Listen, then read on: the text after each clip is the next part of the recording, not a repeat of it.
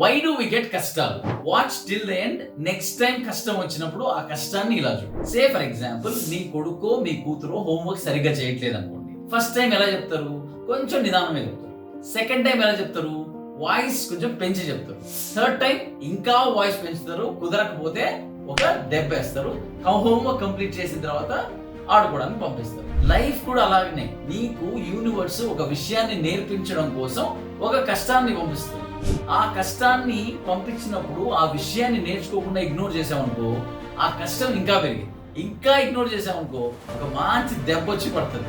So కష్టం is also like a homework. నువ్వు correct గా చేయకపోతే పనిష్మెంట్, చేసావా ప్రమోషన్. సో నెక్స్ట్ టైం నీకు కష్టం వస్తే smile and say, okay teacher, I'm ready to learn new lesson from this కష్టం అని చెప్పి హ్యాపీగా మూవ్ ఆన్.